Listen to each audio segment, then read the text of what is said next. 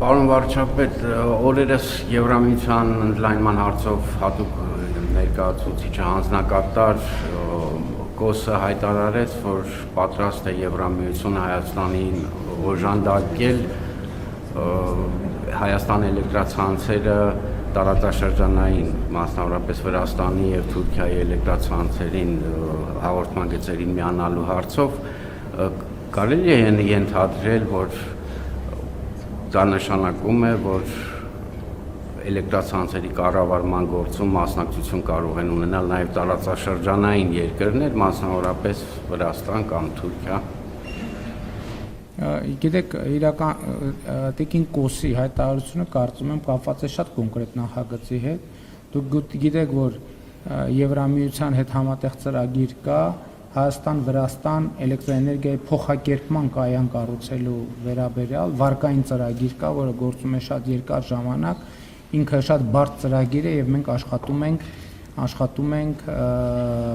այդ ծրագիրը իրականացնելու մասին։ Սա նրա մասին է, որ էլեկտրական էներգիա մի քիչ տեխնիկական բաներ է, այսքան լավ չեմ տիրապետում, Հայաստանից Վրաստան, Հայաստան-Վրաստան, Իրան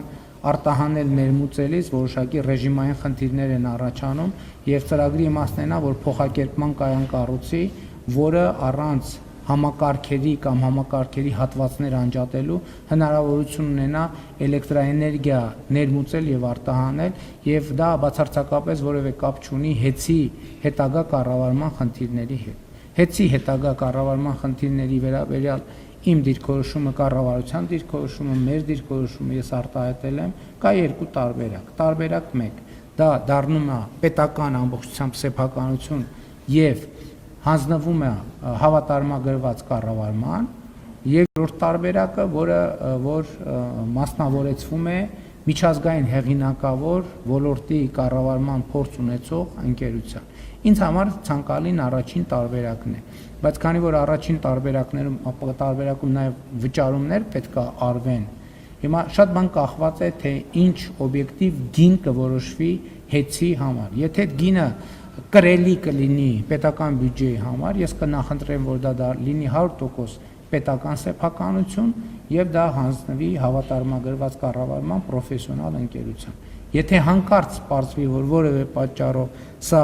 հնարավոր չի լինում իրագործել, կգնանք